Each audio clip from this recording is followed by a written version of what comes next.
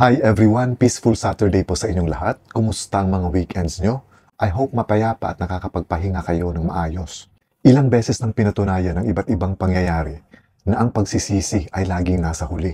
At ito uli ang nangyari ngayon kay Jayan Gadiane. Si Jayan yung babaeng nag-post na kung saan sinasabi niya na hinold up siya ng sinakyan niyang movie rider na si Vicente Yang Jr. Nag-viral yung kanyang post at talagang nasira yung pagkatao at pamilya ni Vicente Yang dahil sa maling akusa na hinold up na niya yung pasahero niyang si Jayan. Ilang araw matapos nang mag-post ng ganon si Jayan, nagkaharap sila sa programa ni Raffy Tulfo at doon nga inamin ni Jayan na yung kanyang ipinost ay gawa-gawa niya lang na hindi totoong hinold up siya. But the damage has been done. Na-suspend sa trabaho si Vicente Yang Jr. and at the same time, yung kahihiyan, hindi lang sa kapitbahay nila, kung hindi sa pamilya nila at sa buong kamag-anak nila dahil sa bintang na siya isang hold-upper. So dun sa mga sunod-sunod na palabas, sa programa ni Raffy Tulfo, humingi ng patawad itong si Jayan sa mismong rider na si Vicente. Although para kay Vicente, pinapatawad niya si Jayan, pero tuloy pa rin yung kaso. Kumbaga, forgive the sinner but not the sin. Malakas din ang kutob ni Raffy Tulfo na may mental health issue itong si Jayan. In fact, nag-offer nga si Raffy Tulfo na kung gugustuhin ni Jayan ay pwede nilang matulungan si Jayan na magpa-check up. At kanina nga, sa palabas ni Raffy Tulfo, nagkita muli sina Vicente Yang Jr. kasama kanyang asawa at ang pasahero niyang si Jayan Gadiane kasama ang mga magulang niya. Nagkita sila sa tanggapan mismo ng Pasay City Police Station dahil pinatawag din sila ng Pasay City Police Station dahil pinag-iisipan din ng Pasay City Police na sampahan ng kasong perjury itong si Jayan dahil sa pagsisinungaling sa kanyang sinumpaang salaysay na kung saan inaakusahan niya itong si Vicente Yang Jr. na hinold up siya. So panoorin natin itong nakakaantig na video na kung saan lumuhod ang mga magulang mismo ni Jayan para humingi ng tawad at pakiusapan ang mag-asawang sina Vicente Yang na kung maaari lang ay iurong na nila yung kaso laban sa kanilang anak na si Jayan at patawarin na ito sa perwisyong nagawa nito sa kanila. Hindi po namin hawak yung isip ng anak namin. Gusto namin may paggamit siya. Nagulat po kami sa nangyari, ma'am. Hindi po kami makapaniwala. Tinatanong po namin siya kung totoo ba po. Hindi kasi pumapasok po siya ng gabi. Sabi niya po, totoo. Minsan po, nagsisinungaling din po siya sa amin. Nagkakatrauma po siya dahil sa panganganak niya sa pangalawa. Siyempre po, nagalit kami sa anak namin kasi sabi namin, bakit nagawa niya yun? Hindi naman po kami nagkulang sa kanya. Pero sising-sisi na daw po siya sa ginawa niya. Hindi na po siya nakakatulong. Ano po, laking kasalanan ng anak ko sa inyo, sir. Hindi, basta-basta yung ginawa niya sa inyo. Pero sana po, tawad din ang puso niyo. Nag-iba daw po yung takbo ng isip niya. Hindi niya daw po alam kung bakit nagawa niya yun. Sising-sisi na daw po siya.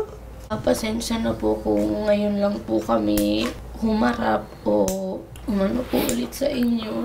Sobrang natakot lang po akong lumabas ng bahay kasi po after nung lumabas yung mga part 2, part 3, marami po akong nare-receive na mga messages po ng mga ibang tao na ayun, pag nakita ka namin, ganyan ang gagawin kasi nga po mga nalaman po nila yung totoo. Kaya po hindi na rin po ako nakapasok. Hindi na rin po ako nakakalabas. Ngayon po, hindi ko rin po alam kung may babalikan pa po akong trabaho. Nung mga nakaraang na sinasabi po ng ibang tao na wala daw po akong emosyon, gano'n. Dala lang po yun kasi po naiya po ako Hindi ko po, kung paano ko po i-express yung sarili ko.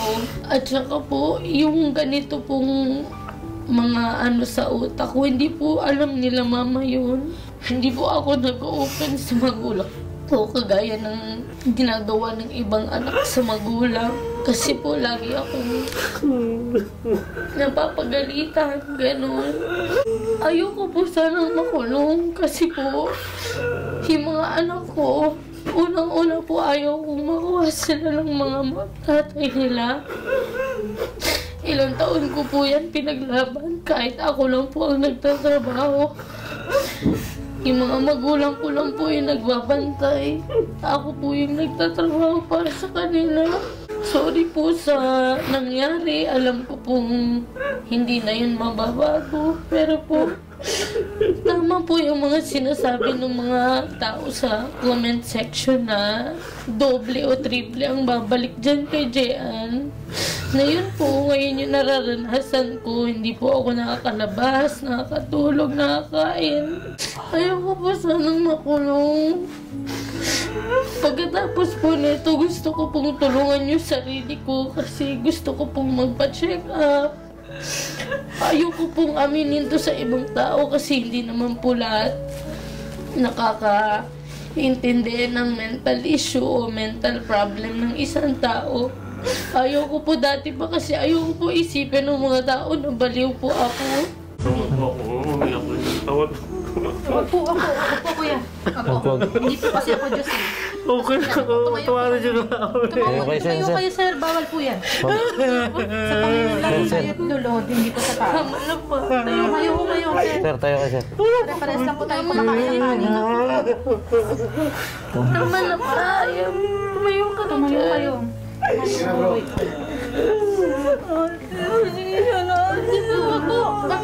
Tayo kayo, tay. Tay, huwag kayo luluhod, tay. Tawag po. Yan po. Mas maiinis po kami sa inyo pag luluhod kayo. Kasi po mananamba rin po ako sa Panginoon. Kaya hanggat maaari sa Panginoon lang po tayong luluhod. Nagkamali mo yung anak namin, Lola. Baka ito na rin po yung parang mapagamot ng anak namin. Nay, tay, actually, awang-awa ako sa anak ninyo. Talagang, lalo na sa mga bata, hindi ko talaga maano yung mga bata. Yun nga lang, may nagawa talaga si ma'am na consequences. Sa akin, nakapagpatawad na ako. Gusto ko lang talaga sana na, hindi naman ako, hindi naman ako Diyos para ako sa ganun. Basta, yun lang, siguro mas maganda doon na lang tayo sa piskalya mag-usap. Pasensya na po talaga, sir, ma'am. Kuya.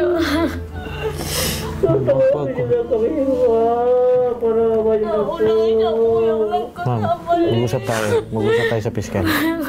Mag-usap tayo sa piskal, ma'am. Naawa rin ako sa inyo, pero may consequence kasi, ma'am, eh. Naman tayo, kuya, nagkakamali.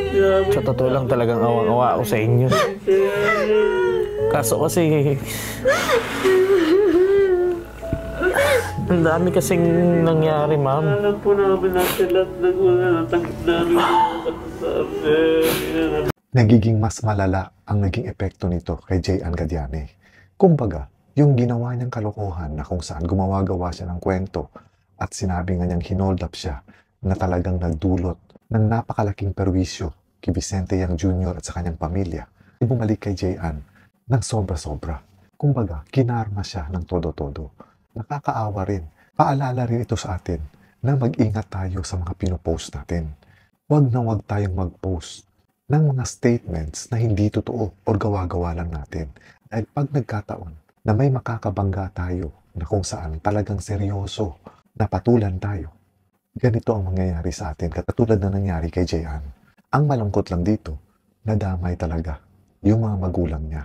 Dahil si Jean nga ang breadwinner at meron siyang 2 maliliit pa na anak at sinasabi nga niya na construction worker yung tatay niya.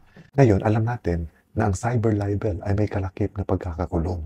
Kapag ka napatunayang guilty ka, hindi lang pagkakakulong kung hindi may danyos ka ring babayaran. Ngayon, napakalaking problema ito sa pamilya ni Jean. Dahil sabi nga rin ni Jean, hindi na siya pumapasok sa kanyang trabaho at hindi niya alam kung may trabaho ba siyang babalikan. So sabihin man natin na pwede siyang dumulog sa public attorney's office para magkaroon siya ng libreng legal services para sa kasong isasampa ni Vicente Yang dahil hindi nga nila napakiusapan si Vicente Yang na desidido talagang sampahan siya ng kaso. So kahit pasabihin natin na magiging libre yung legal services niya, yung gagastusin niya every time na magkaroon ng hearing, At yung magiging danyos kung sakasakaling mapapatunayang guilty nga siya sa kanyang ginawa, parang malabo na matutugunan nila ito. Nakakaawa rin dahil sa kanyang pagkakamali, nadamay, pati yung dalawang anak niya, na maliliit pa at nangangailangan pa ng pangangalaga. Hindi rin natin masisisi si Vicente Yang Jr. na kung saan talagang hindi niya mapapatawad yung pagkakasala ni Jean. Dahil marami ring hindi magandang nangyari sa kanya matapos nang lumabas yung maling aligasyon na hold-upper siya. Naghirap din yung buhay nila. Nawalan sila ng tirahan dahil napaalis din sila dahil hindi na nga sila nakabayad dahil nawalan na nga ng trabaho rin itong si Vicente Yang Jr. bilang rider na para naman sa akin, justified din. Hindi dahil gusto niyang maghiganti, kung hindi gusto niya rin patunayan na ang isang pagkakamali ay kailangan panagutan. Ngayon, para kay Jean, inamin din niya na may pinagdadaanan siyang mental health problem. Ngayon, ang palagay ko naman dito, kung sakasakaling matutuloy na nga yung kaso laban sa kanya at mapapatunayan kapag nagpa-check siya sa isang psychiatrist or sa isang psychologist at mapapatunayan na meron na siyang mental health problem, maaaring mapagaan yung magiging sentensya sa kanya or maaaring ma-dismiss yung kaso kung mapapatunayan na meron na siyang mental health problem. Dahil maaari na yung mga oras na kung saan ginawa niya yung post niya ay inaatake siya ng kanyang mental health problem. Kumbaga, wala siya sa sarili niyang katinuan. Hindi rin kasi madali ang pinagdadaanan ng isang taong may mental health problem. At hindi niya rin kayang gamutin ang sarili niya. Kailangan dito talaga ng professional help. At willing itong ibigay ni Raffy Tulfo kay Jean. Pero ako naniniwala rin ako na sa susunod na pagkikita nitong dalawang kampo, ay baka iuurong din ni Vicente Yang Jr. yung mga reklamo niya laban kay Jean. Kasi kahit gaano pa kasakit yung ginawa sa kanila, alam natin, ang tao ay madaling magpatawad, lalong-lalo na kung kitang-kita naman na nagmamakaawa na yung mga magulang ni Jean sa kanya. Talagang lumuhod na yung mga magulang ni Jean para humingi ng tawad sa ginawa ng kanilang anak. At kahit sino, palagay ko imposible na hindi lalambot ang puso mo sa ganoong mga tagpo. Pero kay Vicente Yang pa rin ang desisyon. Kung ano man ang magiging desisyon niya, re-respetuhin dapat natin. Dahil unang-una, hindi naman tayo yung ginawa ni Jean ng ganong kalokohan kung hindi si Vicente mismo. At siya ang nakakaalam kung ano ang dapat niyang gawin. Kung itutuloy ba niya ang kaso o tuluyan niya ng patawarin si Jean sa ginawa sa kanya. Huwag din sana nating husgahan si Vicente Yang Jr. sa ginawa niya na kung saan ay nagmatigas siya despite sa ginawa ng mga magulang ni Jean na talagang kumagulgol sa paghingi ng tawad. Hindi rin natin kasi mai-explain kung ano ang sakit na naidulot kay Vicente at sa pamilya niya matapos siyang pagbintangan na isang hold-upper. At tandaan natin, karapatan ni Vicente kung ano ang magiging desisyon niya. At walang may isa sa atin o sino man ang pwedeng magdikta kay Vicente kung anong gawin niya. Hayaan natin yung dalawang kampo ang mag-ayos instead na husgahan natin ang bawat isa sa kanila. Again, reminder, think before you click. At tandaan natin, ang pagsisisi ay laging nasa huli. And this is all for now mga kaibigan. Maraming salamat ulit sa inyong panunood. Enjoy your weekend everyone. Ingat po kayo lagi. Amping mo kanunay and God bless.